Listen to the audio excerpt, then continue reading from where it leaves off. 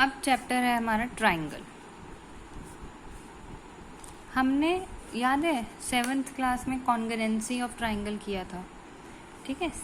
वैसे ही अब हम करेंगे similar triangle, similarities of triangle. Similar triangles वो होते हैं जिसमें हमारे एंगल्स, कॉरस्पॉन्डिंग एंगल्स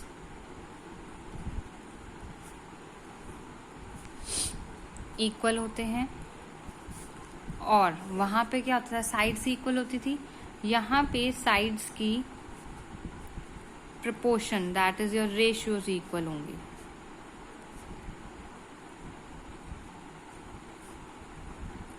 जैसे ABC PQR, ठीक है। This angle is equal to this angle, this angle is equal to this angle, this angle is equal to this angle. Proportion क्या होता है, AB upon PQ is equal to BC upon QR is equal to AC upon PR। This is called proportion. Congruency में क्या था, AB is equal to PQ था, इसमें proportions equal है, ठीक है। This is called similarity of triangles. अब इसमें आती है तुम्हारी थ्योरम। पहली थ्योरम है हमारी BPT थ्योरम। BPT थ्योरम को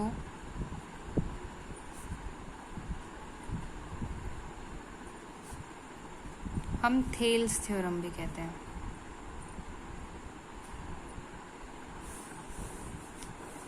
मैं करवा रही हूँ, आई थिंक ये कट गया है कि तुम्हें थ्योरम्स नहीं आएंगी, बट स्टिल मेरे को कोई आइडिया नहीं है अभी कि क्या कटा है क्या नहीं, क्योंकि स्कूल वाले जब तक नहीं बताएंगे exact.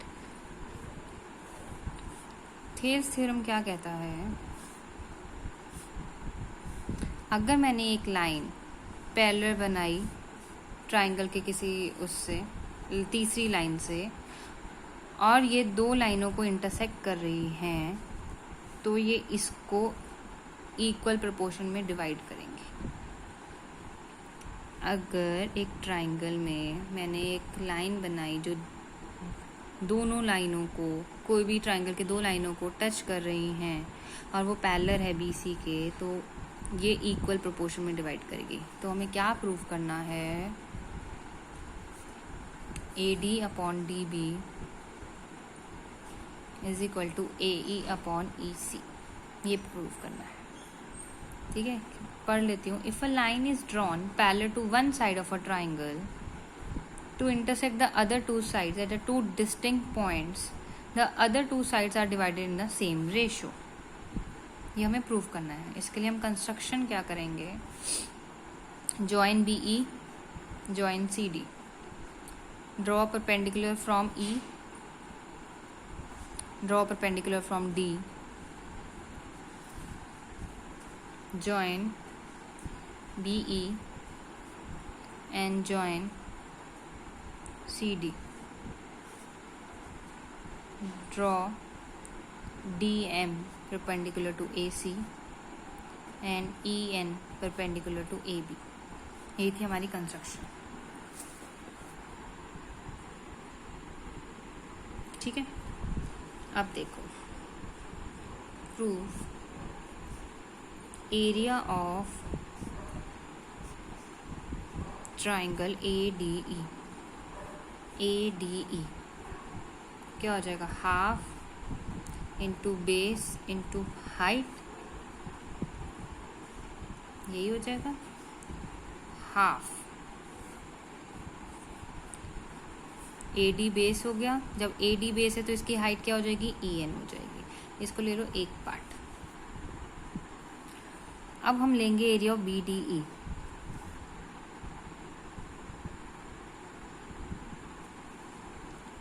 Area of BDE half into BD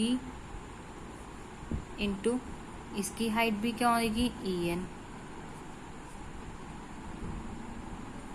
क्योंकि बेस का है हमारा सेम है।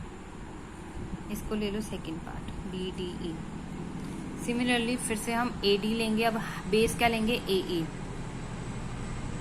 Area of triangle ADE half into AE into DM क्या बन जाएगी अब, हाइट। क्यों, क्योंकि बेस हमारा ये बन गया।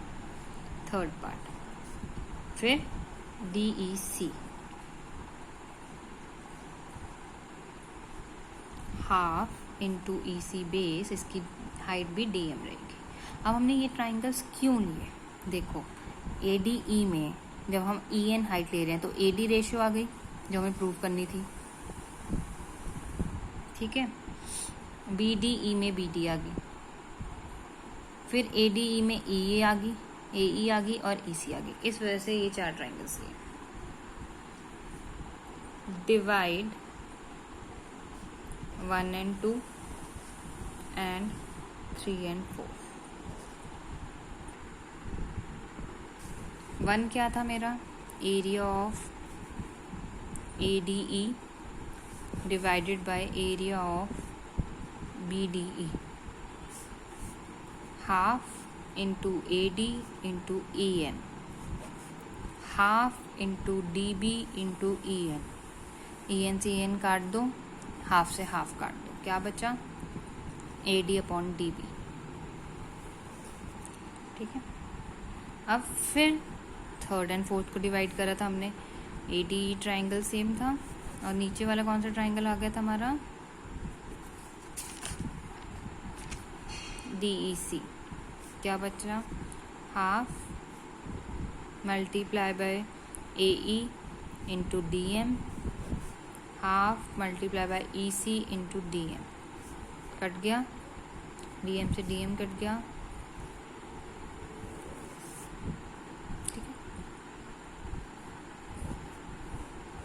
डायग्राम बना रही हूँ, जरूरत है अभी।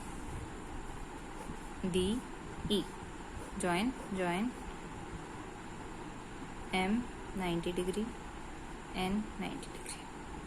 अब ये देखो, triangle BDE and triangle DEC, ये ट्राइंगल और ये triangle, triangle BDE, area of triangle BDE is equal to area of triangle DEC, area of triangle BDE is equal to area of triangle DEC, क्यों, एरिया नहीं sorry, both the triangle 9th class का, both the triangles are on a same base and between same parallel lines। अगर दो triangle same base पे और between same parallel lines होते हैं तो उनका एरिया इक्वल होता है। 9th क्लास का चैप्टर है ये, same base same parallel line के बीच में, तो इन दोनों का एरिया इक्वल हो गया। इसको ले लो 4th पॉइंट, इसको ले लो 5th पॉइंट, इसको ले लो 6th पॉइंट, ठीक है। जब हमारा DEC और BDE इक्वल है और AD और ADE भी इक्वल है तो ये दोनों भी इक्वल हो जाएंगे एक दूसरे के। Therefore from 5th, 6th and 4th point we conclude that AD upon DB is equal to AE upon EC। अब हमें क्या प्रूव करना था, AD upon DB is equal to AE upon EC, hence proved। ये हमारी BPT theorem और Thales theorem, ठीक है। अब सेकंड थ्योरम आती है हमारी इसमें, कन्वर्स ऑफ BPT, इसका उल्टा।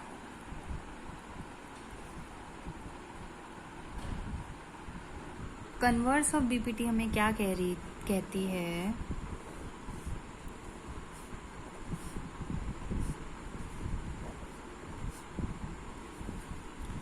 गिवन है हमें AD upon DB is equal to AE upon EC।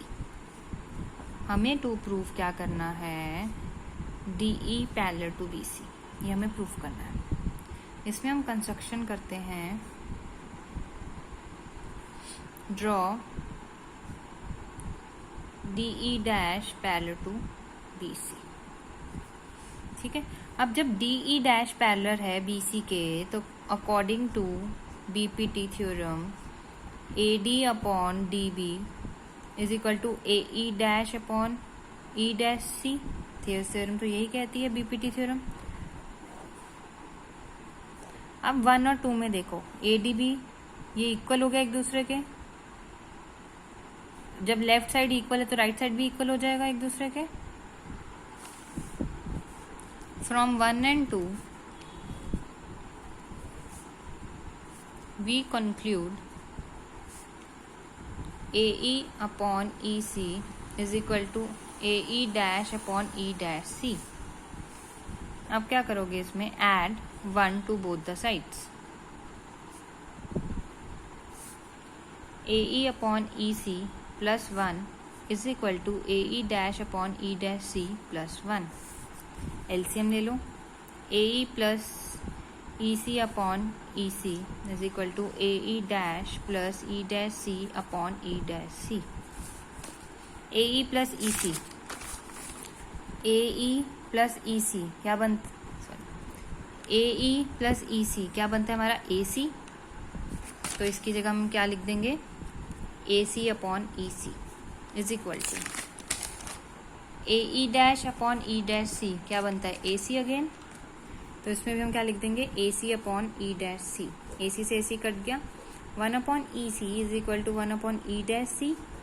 Cross multiply कर दो, E dash C is equal to EC।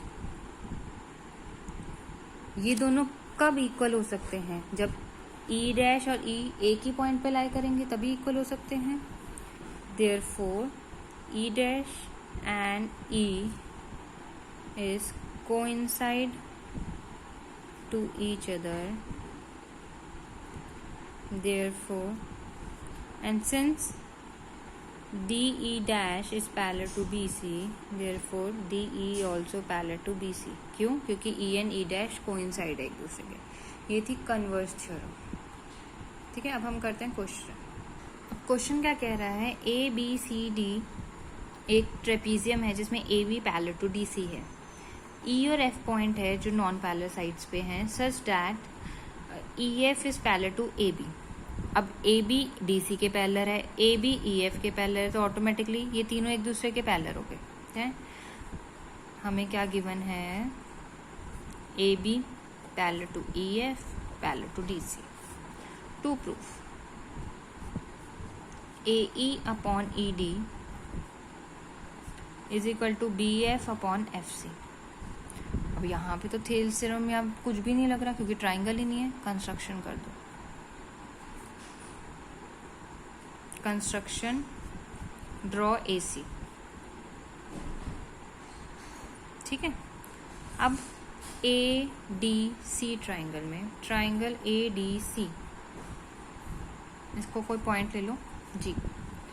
In triangle ADC EG is parallel to DC, therefore AE is upon ED is equal to AG upon GC।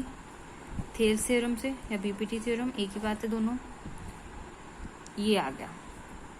अब ABC triangle ले लो दूसरा, CAB। इस triangle में GF parallel to AB, therefore CF upon FB is equal to AG upon GC।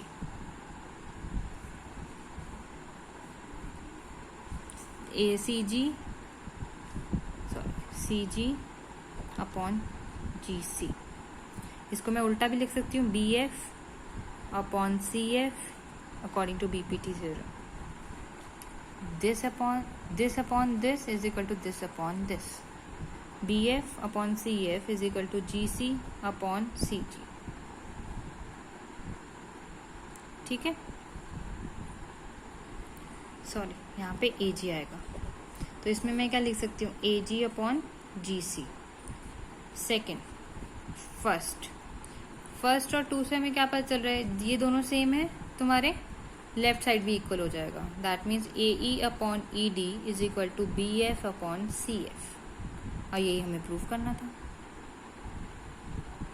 Okay, next question देखो। Next question क्या कह रहा है, PQR हमारा एक ट्राइंगल है जिसमें हमें क्या गिवन है, PS upon SQ is equal to P T upon T R और angle 1 is equal to angle 2।